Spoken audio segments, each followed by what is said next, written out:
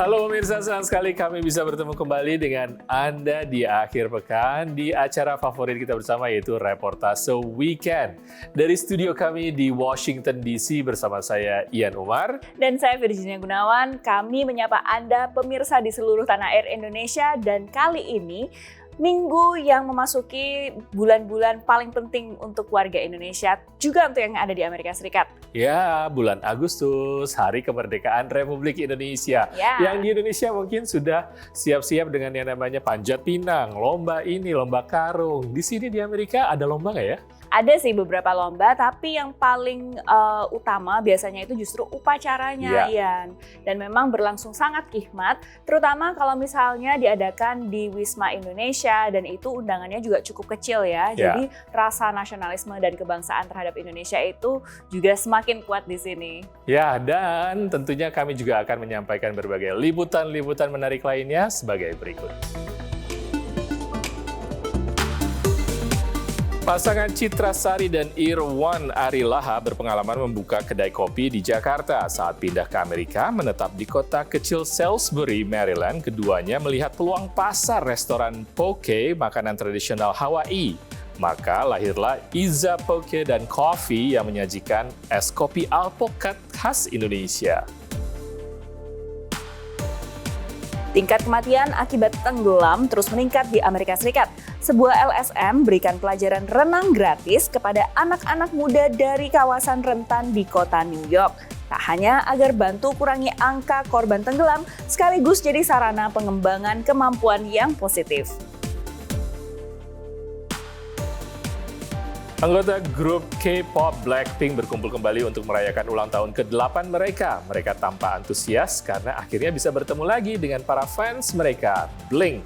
Untuk menandai momen ini, Blackpink merilis film Blackpink World Tour Born Pink in Cinemas yang menceritakan pengalaman mereka saat tur dunia. 영화도 많이 사랑해 주셨으면 좋겠습니다. 제가 듣기로는 영화관에서 보면 더 좋다는 얘기를 들었는데 많은 사랑 부탁드리겠습니다.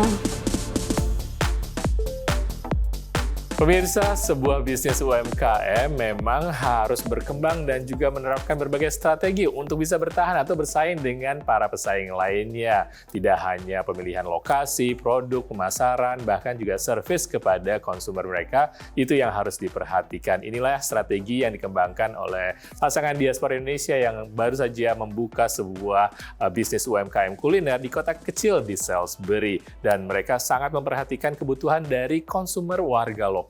Nah, pasangan Irwan dan Citra yang memang punya pengalaman untuk membuka kedai kopi di Jakarta, ini melihat ada potensi pasar untuk membuka kedai kopi, juga restoran poke, makanan khas dari Hawaii, yang mereka beri nama Iza Poke and Coffee, yang juga menjual es kopi alpukat khas Indonesia.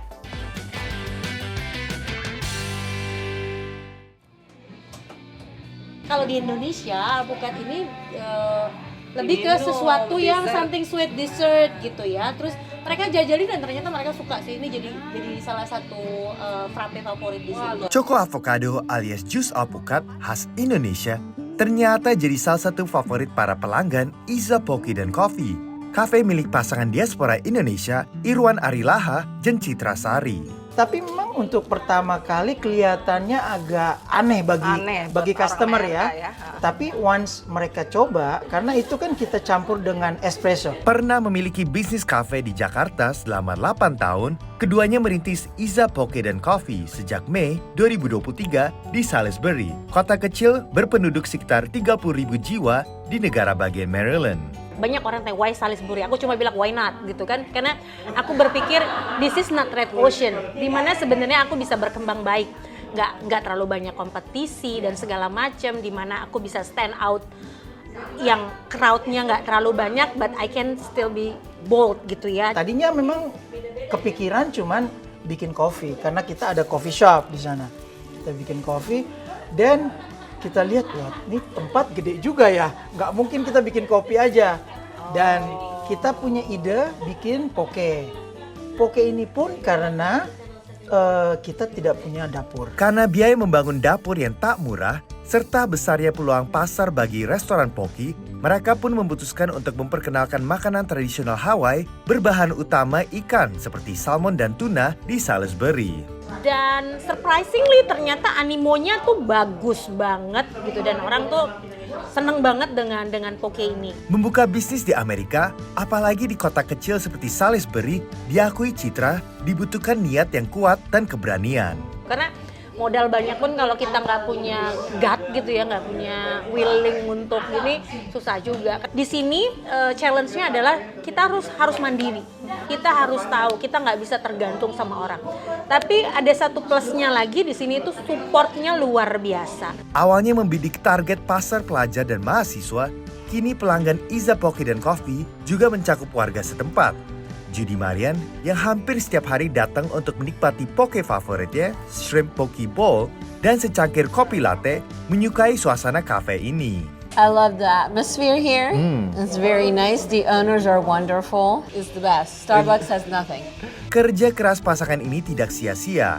Iza Poke dan Coffee berhasil mendapat nominasi New Best Restaurant dari sebuah majalah lokal. Kalau orang ngomong Iza, itu yang come up adalah kopi enak sama tempat nyaman. Kedepannya, Citra dan Irwan ingin lebih memperkenalkan kopi Indonesia ke warga Amerika di kota ini dan sekitarnya. Dari Salisbury, Maryland, tim VOA.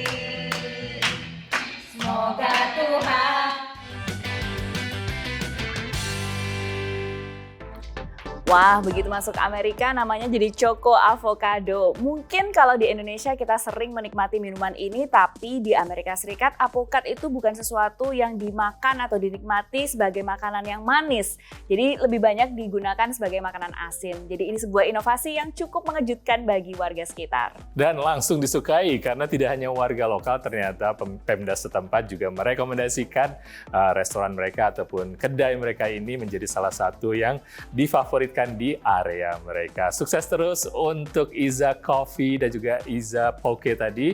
Dan pemirsa, masih banyak liputan lainnya. Stay tune terus di Reportase Weekend.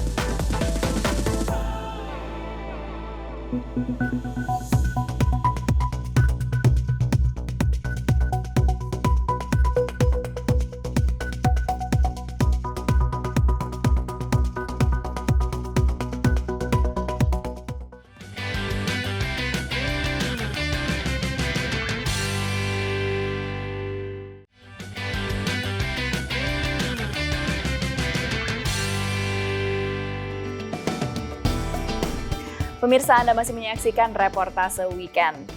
Musim panas identik dengan kegiatan di luar ruangan, mulai dari hiking, camping, juga berenang bagi anak-anak yang ada di Amerika Serikat. Dan biasanya mereka melakukan kegiatan ini terutama berenang di kolam renang komunitas yang dibuka ketika musim panas atau pada bulan Mei hingga Agustus. Biasanya kolam renang komunitas ini memang gratis dan bisa digunakan oleh siapa saja yang ingin berenang, tapi sayangnya tingkat kematian akibat tenggelam itu cukup tinggi di Amerika Serikat. Dan tingkat kasus tenggelam ini, pemirsa, semakin meningkat di Amerika. Makanya sebuah LSM yang berada di kawasan rentan di New York memberikan pelajaran renang gratis kepada anak-anak usia muda. Tidak hanya membantu mereka mengisi musim panas dan memberikan kegiatan yang positif, tapi juga ingin menekan angka kasus tenggelam di kolam renang.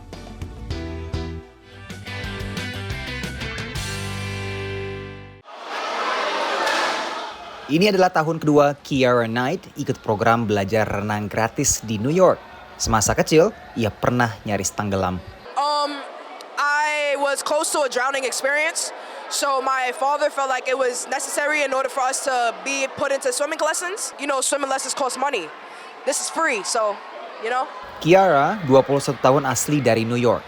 Dia jadi salah satu peserta kelas intensif 6 minggu LSM bernama Rising Tide Effect, yang menawarkan kelas renang ke komunitas kurang terlayani di kota New York. Kematian akibat tenggelam bertambah sekitar 500 orang setiap tahunnya, dari 2020 hingga tahun 2022.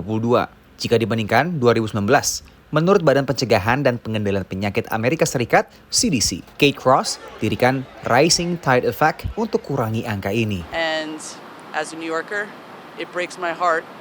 It makes me sick that people are out there dying in rip currents because they don't know enough not to go in them. Murid Kate juga dapatkan manfaat lain selain renang di kolam publik.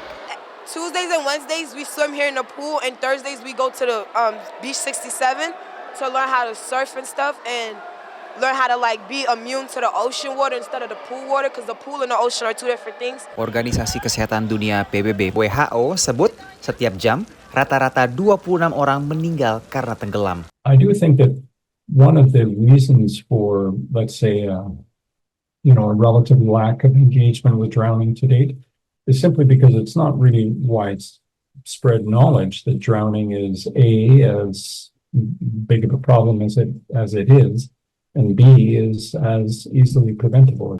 Bagi Keira Knight, pengalamannya di Rising Tide Effect tak hanya soal meningkatkan kemampuan renangnya, namun juga kemampuan lainnya. Being here, you're open to a lot of opportunities. Here, we're getting our CPR and our first aid certifications. Not a lot of us are able to get that nowadays, without having to pay any money. Program ini menyasar anak-anak muda dari kawasan rentan di kota New York. A lot of the youth, especially the ones that are in our groups who are coming from really intense gun violent neighborhoods, need to have access to this piece. And if they can just experience the joy in the pool the way I do, the way my colleagues do, then maybe they're going to want to pursue a career related to the water. Berdasarkan data dari Pusat Pengendalian dan Pencegahan Penyakit Amerika Serikat CDC menyebut penyebab kematian utama dari anak-anak usia 1-4 tahun adalah tenggelam. Sementara data dari USA Swimming Foundation menyebutkan bahwa rata-rata anak-anak yang berasal dari kalangan ekonomi ke bawah tidak memiliki kemampuan untuk bisa berenang. Dari Queens di kota New York, saya Randy Wicaksana, VOA. Menurut Organisasi Kesehatan Dunia WHO menyatakan bahwa setiap tahunnya ada sekitar 236.000 kasus kematian akibat tenggelam, dan biasanya memang sangat besar menyasar anak-anak usia 1 hingga 4 tahun. Namun strategi untuk belajar berenang sejak dini merupakan strategi yang terbukti paling ampuh untuk mengurangi tingkat kematian tersebut. Ya, memang kalau kita berenang, pemirsa harus hati-hati dimanapun kita berada. Baik di kolam renang, di laut, sungai, ataupun danau, karena kita tidak bisa mengabaikan bahaya dari kedalaman air tersebut. Dan pemirsa, dari dunia olahraga berenang, kita beralih ke dunia entertainment. Kita akan menyimak VOA Entertainment Update bersama Gandhira Pratama.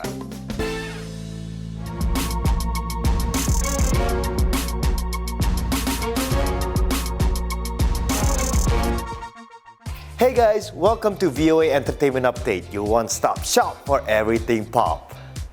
Guys, is something wrong? No, karena band hardcore Indonesia Something Wrong baru saja merilis album terbaru mereka, Reignite. Tidak banyak band cadas yang mampu bertahan selama 27 tahun, dan Something Wrong adalah satu di antaranya. Band hardcore asal Yogyakarta ini baru saja merilis album terbaru mereka, Reignite, berisikan 13 lagu klasik mereka seperti Political Terror dan Stop the War yang direkam dan dikemas ulang dengan vokal dan aransemen baru serta teknik-teknik modern. Hasilnya, lagu lawas dengan kualitas sound yang lebih bisa memanjakan telinga penggemar lama serta menarik perhatian pendengar baru. Walaupun beberapa lirik-lirik lagu sudah ditulis lebih dari 2 dekade lalu, album ini tetap mengangkat tema-tema yang sangat relevan dengan suasana zaman sekarang, termasuk isu politik, perang, lingkungan, dan kritik sosial. Untuk merayakan album ini, personel Something Wrong bertemu dengan para fans untuk bercerita mengenai pengalaman mereka sebagai band metal selama 27 tahun.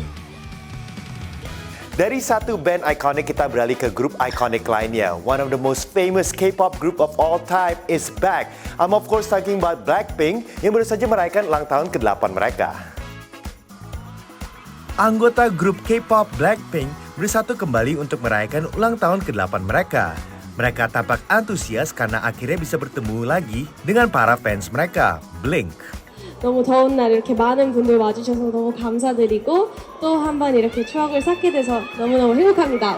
이렇게 블링크와 함께 시간을 보낼 수 있어서 너무 좋은 것 같고요. 오랜만에 봐서 그런지 너무 행복하고 막 저는 사인 더 해주고 싶었었는데 네 뭔가 한 명 한 명씩 너무 막 막 우리를 너무 많이 보고 싶었던 것 같으니까 너무 소중하죠. 네. 너무 소중해요. 그래서 최대한 해줬던 것 같은데 네 오랜만에 봐서 너무 좋아요. 그동안 너무 보고 싶었어요.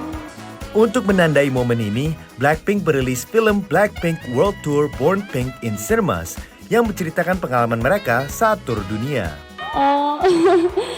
이렇게 와주셔서 너무 감사하고 영화도 많이 사랑해 주셨으면 좋겠습니다. 제가 듣기로는 영화관에서 보면 더더욱 더 좋다는 얘기를 들었는데 많은 사랑 부탁드리겠습니다. 생생하게 잘 담겨 있다고 하니까 많은 분들이 저희 투어를 함께 다시 즐겨주셨으면 좋겠습니다.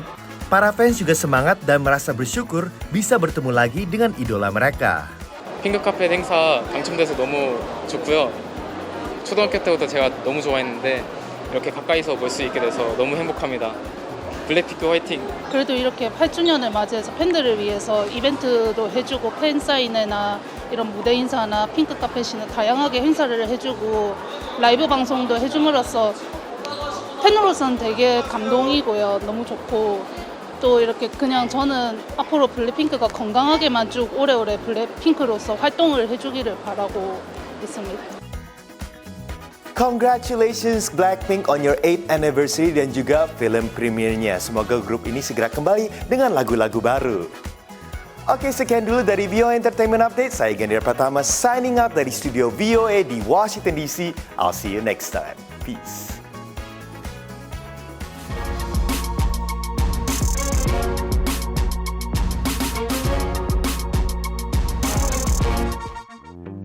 Wow, tidak terasa ya, ternyata Blackpink sudah 8 tahun, prestasinya sudah banyak sekali dan juga sangat global.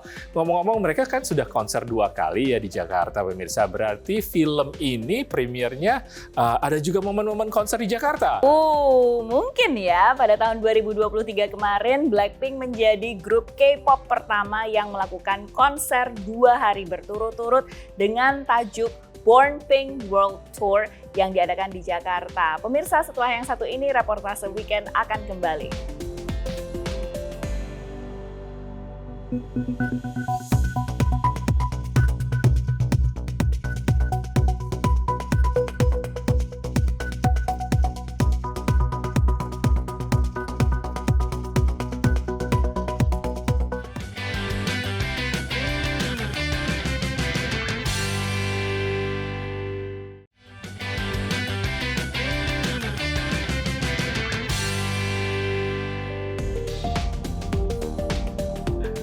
Pemirsa, Anda masih menyaksikan reportase weekend dari studio kami di Washington DC.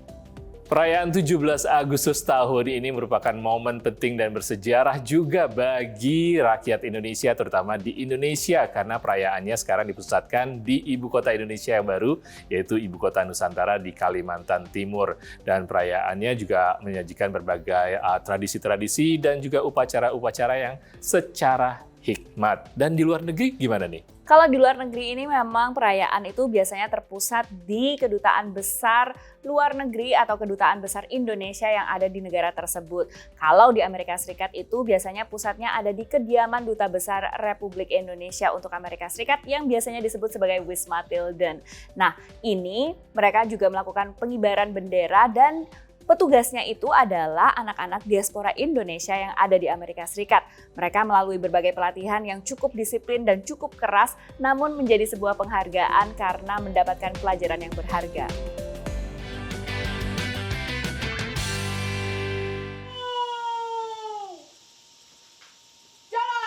Inilah remaja diaspora Indonesia di Washington DC yang bertugas sebagai pasukan pengibar bendera HUT RI ke-79. 16 remaja putra dan putri ini terpilih dari 50 peserta yang mendaftar. Latihan intensif yang diadakan di Wisma Indonesia tahun ini agak berbeda, seperti dijelaskan Atase Pertahanan Marsma TNI Edwardus Wisoko Ari Wibowo. Jadi ini kali pertama kita melihatkan istilahnya Purna Paskibra ya. Kami mencoba melibatkan Purna Paskibra di Washington DC ini, harapannya salah satunya adalah supaya ada keterikatan di antara mereka. Selain kakak-kakak ini bisa memberikan motivasi kepada adiknya. Priscilia Wondal dan Joanna Watimena adalah 2 Purna Paskibra asal Tomohon dan Merauke yang ikut melatih anggota Paskibra di ibu kota Amerika ini. Supervisorku, mentor aku, dia juga yang mengurus pendaftaran Paskibra. Terus dia tahu juga aku pernah jadi Paskibraka. Jadi dia tawarin lah, mau nggak kalau misalnya mau melatih Paskibra di Washington DC gitu, di KBRI. Dan itu satu kebanggaan besar, diberikan kesempatan untuk bagaimana kita bisa menempah adik-adik yang memang benar-benar dari kecilnya mereka udah berbahasa Inggris. Dan ya, ini salah satu tantangan kami juga. Keduanya adalah mahasiswi Universitas Kristen Satya Wacana Salatiga yang sedang bekerja magang di KBRI Washington DC. Diakui mereka ada sejumlah perbedaan dan tantangan dalam melatih para remaja ini. Jadi cara pendekatan kita sama teman-teman yang di Amerika sini harus benar-benar kenalan dan benar-benar harus tahu mereka itu gimana sih maunya. Takutnya kita nggak sengaja apa yang mereka nggak ngerti terus kita marah-marahin, wah mereka langsung kayak apa ini, nggak mau ikut lagi. Pendekatannya mulai dari berteman dulu sama mereka. Karena kalau di Indo sendiri kita latihannya tuh lebih intens gitu, terus lebih lama juga. Di Indonesia itu kita sampai dilatih fisik dulu sebelum masuk ke PBB. Dan kalau di sini kan kita latihannya langsung formasi gitu, langsung yang intinya lah yang untuk ditampilkan. Bahasa juga menjadi kendala utama bagi Priscilla dan Joanna saat melatih, terutama pemakaian istilah dalam baris berbaris. Wah itu kan mereka nggak tahu apaan itu haluan kanan haluan kiri, jadi ya kita peragain gitu. Menurut Brian Gultom, kehadiran Priscilla dan Joanna banyak membantu memahami perannya sebagai anggota Paskibra. I think they're really good at helping for like beginners such as me.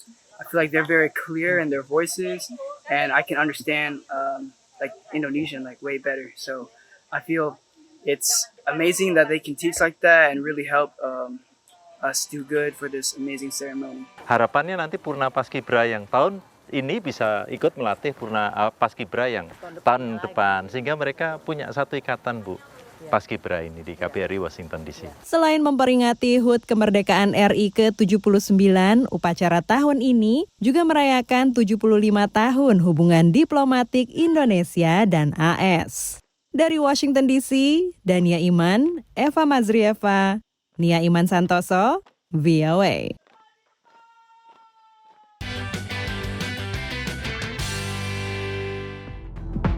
Wah, luar biasa banget ini semangatnya teman-teman dan adik-adik yang melakukan atau menjadi pasukan pengibar bendera kali ini. Semangat, selamat, dan tetap cinta dengan tanah air. Aduh, keren sekali ya. Dan Dirgahayu Republik Indonesia yang ke-79. Terima kasih pemirsa telah menemani kami di sini di Reportase Weekend dan menyaksikan berbagai liputan-liputan menarik di episode kali ini. Namun kami berdua harus pamit dulu. Saya Ian Umar. Dan saya Virginia Gunawan. Jangan lupa mampir ke media sosial kami dengan kata kunci VOA Indonesia. Sampai jumpa dalam Reportase Weekend minggu depan.